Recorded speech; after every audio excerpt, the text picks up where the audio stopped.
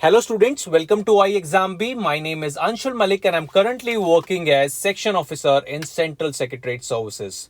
दोस्तों, जैसा कि आप सभी जानते हो कि एसएससी सीएचएसएल 2021 का जो एग्जाम है वो ऑनगोइंग है। 12 अप्रैल से ये एग्जाम स्टार्ट कर दिया था और 3 शिफ्टों में हर रोज ये एग्जाम कंडक्ट कराया जा रहा है। इसी को ध्यान में रखते हुए iExamB ने डिसीजन लिया है कि जब तक ये एग्जाम खत्म नहीं हो जाता, हर रोज आपको तीनों शिफ्टों का एनालिसिस इसी चैनल पे प्रोवाइड किया जाएगा। दोस्तों, आज हम 14 अप्रैल की सभी शिफ्टों का एनालिसिस लेकर हाजिर हैं। जिसने भी 12 अप्रैल और 13 अप्रैल का एनालिसिस मिस कर दिया है वो हमारी प्रीवियस वीडियो में जाके देख सकता है। दोस्तों, हर दिन का एनालिसिस करना इसलिए इंपॉर्टेंट हो जाता है क्योंकि जो आपका एसएससी का एग्जाम है वो रिपीट होता है। जो भी क्वेश्चन आज पूछे गए हैं उसी सेम पैटर्न पे क्वेश्चंस आगे भी पूछे जा सकते हैं। तो हमारी वीडियो को एंड तक देखिए, इस चैनल को लाइक कीजिए एंड सब्सक्राइब कीजिए। स्टूडेंट्स, सबसे पहले हम रीजनिंग सेक्शन पर नजर डाल लेते हैं कि हर एक टॉपिक में से कितने कितने क्वेश्चन आपसे पूछे गए। तो अगर आप एनालॉजी की बात करोगे तो सभी शिफ्टों में लगभग 1 से 2 क्वेश्चन इस सेक्शन में से पूछे गए हैं। साथ ही साथ ऑड वन आउट और सीरीज की बात करोगे तो 2 से 3 क्वेश्चन इसमें भी आपसे पूछे गए हैं। स्टेटमेंट कंक्लूजन या आप डायरेक्शन की बात करो या sequence according to dictionary questions की बात करो या वर्ड कैन बी फॉर्म्ड और कैन नॉट बी फॉर्म्ड की बात करो, तो इन सभी में से एक एक क्वेश्चन पूछा गया। आप सभी को पता है कि कोडिंग एंड डीकोडिंग सेक्शन बहुत इंपॉर्टेंट है। अगर मैं रीजनिंग की बात करूं तो इसमें से 3-3 क्वेश्चन हर एक शिफ्ट में आपसे पूछे गए हैं। साथ ही अगर मैं blood relation, mirror image, water image, Venn diagram या फिर पेपर फोल्डिंग, एम्बेडेड फिगर्स की बात करूं तो इन सभी टॉपिक में से आपसे एक एक क्वेश्चन पूछा गया है। साथ ही साथ अगर आप अर्थमेटिक रीजनिंग और अल्फा न्यूमेरिक सीरीज की बात करोगे तो इसका भी जो टॉपिक डिस्ट्रीब्यूशन था वो 1 ईच था। साथ ही अगर आप मिसलेनियस क्वेश्चंस की बात करो, कभी कभार दोस्तों रीजनिंग में कुछ अर्थमेटिक रिलेटेड मिसलेनियस क्वेश्चंस भी पूछ लिए जाते हैं, तो उनका जो वेटेज था वो शिफ्ट 1 में 3, शिफ्ट 2 में 4 और शिफ्ट 3 में 3 क्वेश्चन आपसे पूछे गए। तो इससे आपको पता लग गया कि 25 क्वेश्चन का जो डिस्ट्रीब्यूशन था वो रीजनिंग सेक्शन में किस किस टॉपिक में से कितना कितना था। तो इसका आइडिया आप लगा सकते हैं और अपने टॉपिक्स को उसी तरीके से रिवाइज कर सकते हैं। दोस्तों, अगर जनरल अवेयरनेस सेक्शन की बात की जाए तो ये लगभग जो पैटर्न रहता है हर साल की तरह सेम रहता है और इस बार भी उसी पैटर्न अकॉर्डिंग सभी शिफ्टों में से क्वेश्चन पूछे गए। अगर मैं हिस्ट्री, पॉलिटी या फिर ज्योग्राफी की बात करूं तो इन सभी सेक्शन में लगभग 2 क्वेश्चन हर एक शिफ्ट में पूछे गए। नंबर थोड़ा सा वेरी था, किसी शिफ्ट में 1 पूछा गया पर लगभग 2 क्वेश्चन हर एक शिफ्ट में पूछे गए। आपको पता है कि स्टैटिक अवेयरनेस का एक बड़ा रोल रहता है। अगर हम एसएससी के एग्जाम्स की बात करें तो 4 से 5 क्वेश्चन इस सेक्शन में पूछे गए। साथ ही साथ मैं आपको बताना चाहूँगा कि दोस्तों फिजिक्स, केमिस्ट्री, बायो यानी साइंस का वेटेज भी एसएससी में कुछ ज़्यादा ही रहता है। तो 4 से 5 क्वेश्चन इन तीनों सब्जेक्ट्स में से हर शिफ्ट में से आज पूछे गए। कंप्यूटर में से दोस्तों 1 क्वेश्चन ही पूछा गया, आर्ट एंड कल्चर में से 2, कंप्यूटर अवेयरनेस में से 1 और अगर मैं मिसलेनियस सेक्शन की बात करूं जहां पर आपसे इंपॉर्टेंट अवार्ड्स, इंपॉर्टेंट बुक्स या फिर important authors, days and dates पूछ ली जाती है, तो उनका वेटेज भी 3 से 4 था। साथ ही साथ अगर मैं करंट अफेयर्स की बात करूं तो दोस्तों जब भी आप एसएससी की एग्जाम की तैयारी करें तो पिछले 6 महीने के करंट अफेयर्स पे आपकी नज़र होनी चाहिए। तो उसी के मद्देनज़र हर एक शिफ्ट में 3 से 4 क्वेश्चन करंट अफेयर्स में से पूछे गए थे। दोस्तों, अगर क्वांटिटेटिव एप्टीट्यूड की बात की जाए तो इसका भी टॉपिक डिस्ट्रीब्यूशन में आपको बताना चाहूँगा। अगर मैं रेशो, एवरेज या फिर नंबर सिस्टम की बात करूँ, जो भी टॉपिक नंबर से रिलेटेड है, इन सभी टॉपिक्स में से लगभग 2 क्वेश्चन हर एक शिफ्ट में पूछे गए। साथ ही साथ अगर मैं कॉन्सेप्चुअल टॉपिक यानी time and work, time speed distance, simple interest, compound interest या फिर प्रॉफिट लॉस डिस्काउंट की बात करूं तो इन सभी टॉपिक में से एक एक क्वेश्चन ही आया था आज के एग्जाम में से। बार ग्राफ या डीआई भी कभी कभी हमसे पूछ ली जाती है। आपको पता है कि इसके बेसिस पर 4 क्वेश्चंस होते हैं जिनका आंसर आपको देना होता है, तो इसका वेटेज भी 4 था। साथ ही साथ मैं आपको बताना चाहूँगा कि एसएससी पॉइंट ऑफ व्यू से एडवांस मैथमेटिक्स का रोल दोस्तों बहुत ज़्यादा रहता है। आपका जो 40% ऑफ द पेपर है वो क्वांटिटेटिव एप्टीट्यूड का वो एडवांस में से पूछा जाता है। तो इस बार भी वही पैटर्न देखने को मिला। अगर मैं ज्योमेट्री, मेंसुरेशन, ट्रिग्नोमेट्री या अलजेब्रा की बात करूं तो इस सभी टॉपिक्स में से लगभग 2 क्वेश्चन आपसे पूछे गए थे। साथ ही साथ अगर मैं परसेंटेज की बात करूं तो एक ही क्वेश्चन आया था आज के एग्जाम में से परसेंटेज का। डीआई का मैं आपको पहले ही बता चुका हूं कि 4 क्वेश्चन का सेट आपको मिलता है, वो आपको सॉल्व करना होता है, तो इसका वेटेज हमेशा 4 ही रहता है। साथ ही साथ एजिस से भी कुछ प्रॉब्लम्स आपसे पूछे गए थे और मिक्सचर एंड एलिगेशन की बात की जाए तो उसमें से भी आपसे एक एक क्वेश्चन ही पूछा गया था। दोस्तों अगर मैं इंग्लिश लैंग्वेज की बात करूं तो उसका वेटेज भी कुछ इस प्रकार का था, जहां पर fill in the blanks, sentence improvement, error detection से 2-2 क्वेश्चन पूछे गए।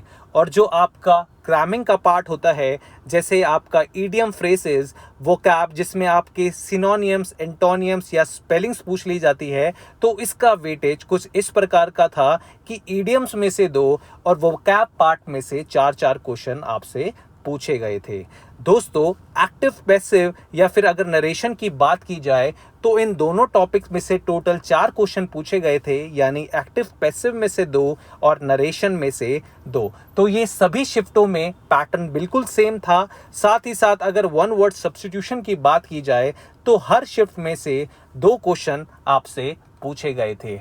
कुछ शिफ्ट में दोस्तों आरसी देखने को मिला था और कुछ शिफ्ट में क्लोज टेस्ट देखने को मिला था, जिनका वेटेज बिल्कुल सेम था, यानी आरसी में से भी 5 और क्लोज टेस्ट में से भी 5 क्वेश्चन ही पूछे गए। और अगर हम पैरा जंबल्स की बात करें तो 2-2 क्वेश्चन हर शिफ्ट में पैरा जंबल से भी पूछे गए थे। दोस्तों अगर मैं गुड अटेम्प्ट्स की बात करूं कि आपको हर एक सेक्शन में से कितने क्वेश्चन अटेम्प्ट करने थे ताकि आप कट ऑफ क्लियर कर पाओ, तो इंग्लिश लैंग्वेज का पेपर दोस्तों थोड़ा सा मॉडरेट था, इजी से हटके था। तो 19 से 20 क्वेश्चन अगर आप अटेम्प्ट कर पा रहे हैं तो वो गुड अटेम्प्ट की कैटेगरी में आता है। साथ ही साथ अगर क्वांटिटेटिव एप्टीट्यूड की बात करें तो उसका जो लेवल था वो भी इजी टू मॉडरेट था, तो 18 से 20 क्वेश्चन गुड अटेम्प्ट माना जाएगा। रीजनिंग आज के शिफ्ट में बहुत ही सिंपल पूछी गई थी, तो इसमें अगर आप 21 से 23 क्वेश्चन अटेम्प्ट कर पा रहे हैं तो इट्स अ गुड अटेम्प्ट। साथ ही साथ अगर मैं जनरल अवेयरनेस की बात करूं तो आप 17 से 18 क्वेश्चन अगर अटेम्प्ट कर पा रहे हैं तो भी आपके लिए बहुत अच्छा है, और आप अपने पेपर को इन अटेम्प्ट्स के साथ यानी 76 से 80 अगर आप अटेम्प्ट कर पा रहे हो तो आप अपनी कट ऑफ को क्लियर कर जाओगे। तो दोस्तों जल्दी से नजर डाल लेते हैं कि जीए की अगर बात की जाए तो किस तरीके के क्वेश्चन आज की शिफ्ट्स में पूछे गए। तो आर्टिकल रिलेटेड क्वेश्चंस हमें देखने को मिले, जहां पर आपसे पूछा गया था कि which article in the Indian constitution is related to the right to property. तो आप क्या कर सकते हैं, जल्दी से सारे आर्टिकल्स याद कर सकते हैं किसी शॉर्ट फॉर्मूले के थ्रू या कुछ भी रिवीजन टेक्निक्स के थ्रू। तो ये क्वेश्चन आपसे पूछा जा सकता है। साथ ही साथ अवार्ड्स रिलेटेड क्वेश्चन दोस्तों पक्का आते हैं। जितने भी करंट अवार्ड्स हैं आप उनको याद कर सकते हैं, क्योंकि ये डेफिनेट है कि आपसे इनमें से एक आध क्वेश्चन पूछ लिया जाएगा। फिर आपसे पूछा गया था what are the pores in leaves called, तो आंसर है स्टोमेटा। बहुत ही स्टैटिक सवाल है, तो आपको ऐसे सवालों पर भी नजर रखनी होगी।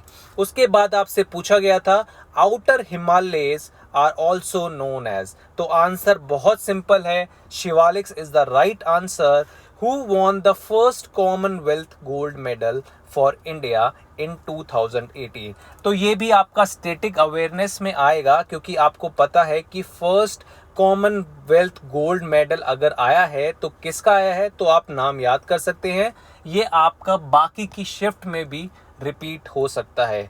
उसी के साथ आपसे पूछा गया था कि डॉटर ऑफ विक्रमादित्य कौन थी, तो ये भी स्टैटिक सवाल है। मैंने हमेशा कहा है आपको कि हिस्ट्री, ज्योग्राफी, सिविक्स जैसे ऐसे जो टॉपिक्स होते हैं इनमें से स्टैटिक सवाल आने की उम्मीद होती है, इसलिए आप अपनी तैयारी उस हिसाब से कीजिए। अगर और क्वेश्चंस पर नजर डाली जाए तो पूछा गया था who won the latest presidential election in Poland. तो आप अगर करंट अफेयर्स पे पकड़ बनाए हुए हैं पिछले 6 महीने की, तो आप इजीली इसका आंसर दे पाएंगे। आपको पता है कि ये ऑथर और बुक किसने लिखी है, ये क्वेश्चन हमेशा पूछा जाता है। तो आप ऑथर्स और बुक की लिस्ट रिवाइज कर सकते हैं। जितने भी हाल फिलहाल 6 महीने में नई बुक्स रिलीज हुई हैं उन पर आप नजर डालें, उनके ऑथर्स को याद करें, क्योंकि ये सवाल आपसे पक्का पूछा जाने वाला है। साथ ही साथ आपसे पूछा गया था कि which of the following represent the field of weight lifting. Options given थे, आपको सही आंसर चुनना है, तो आपको अपना आंसर बताना है। What is the tenure of Rajya Sabha, तो आंसर होगा नेवर, क्योंकि कोई टेन्योर नहीं होता, इट्स अ परमानेंट हाउस। साथ ही साथ आपसे पूछा गया था what was the result of Gandhi Irwin pact 1931। तो हिस्ट्री रिलेटेड स्टैटिक सवाल है, बहुत सिंपल है, तो आप इसका आंसर भली भांति कर सकते हैं। दोस्तों, अगर क्वांटिटेटिव एप्टीट्यूड की बात की जाए तो आज का लेवल मैं आपको पहले ही बता चुका हूं कि बहुत ही इजी था। साथ ही साथ मैंने कुछ क्वेश्चंस यहां पर लिस्ट डाउन किए हैं जिनको आप देख सकते हैं और अंदाज़ा लगा सकते हैं कि कितना सिंपल एग्जाम था। चाहे वो क्वेश्चन अलजेब्रा का हो, आप देख सकते हैं आपको कितनी सिंपल इक्वेशंस यहां पर दे रखी हैं और आपको वैल्यू निकाल के एक्स की इस इक्वेशन में पुट करके अपना आंसर फाइंड आउट करना है। साथ ही साथ अगर आप टाइम स्पीड डिस्टेंस की बात करें तो एवरेज स्पीड का क्वेश्चन आपसे पूछा गया था। ट्रायंगल रिलेटेड आपसे क्वेश्चन पूछा गया था जहां पर आपको एंगल ए की वैल्यू फाइंड आउट करनी थी। साथ ही साथ सिंपल इंटरेस्ट का क्वेश्चन आपको यहां पर देख रखा है, जो आप देख सकते हैं कि कितना सिंपल क्वेश्चन है। आपको प्रिंसिपल दे रखा है, अमाउंट दे रखा है, आपको सीधा सीधा सिंपल इंटरेस्ट निकालना है बेसिस ऑन योर 3 इयर्स। साथ ही साथ अगर आप इस क्वेश्चन पर नजर डालें कि 450 एप्पल में से 30% अगर रॉटन है तो कितने एप्पल्स रॉटन नहीं हैं, तो आपको उसकी वैल्यू निकालनी थी और अपना आंसर फाइंड आउट करना था। कुछ क्वेश्चंस पे आप और नजर डाल सकते हैं, जैसे सिंपल इंटरेस्ट के क्वेश्चन में आपसे रेट ऑफ इंटरेस्ट पूछा गया था। रेशियो एंड प्रोपोर्शन का क्वेश्चन दोस्तों बहुत सिंपल था। साथ ही साथ आप ट्रिग्नोमेट्रिक रिलेटेड क्वेश्चंस पे भी नजर डाल लेते हैं। तो आपको क्या करना है, आपको बेसिक आइडेंटिटीज को ध्यान में रखना है, बेसिक फॉर्मूलेस को ध्यान में रखना है और अपनी CHSL एग्जाम से पहले उन सभी फॉर्मूलोज को और आइडेंटिटीज को रिवाइज करना है ताकि आप एक नंबर से भी ना चूकें। दोस्तों, मैं आशा करता हूं कि आपको हमारा एनालिसिस पसंद आया होगा। आप सारी चीज़ों को नोट डाउन कर लेंगे और अपने फ्यूचर एग्जाम के लिए कुछ एडिशंस करने हों तो प्लीज़ हमारे एनालिसिस को देख के आप कीजिए ताकि आप एक अच्छी पोस्ट CHSL के एग्ज़ाम में हासिल कर पाएं। इसी के साथ मैं आपसे अलविदा लेना चाहूँगा and thanks for watching I exam B.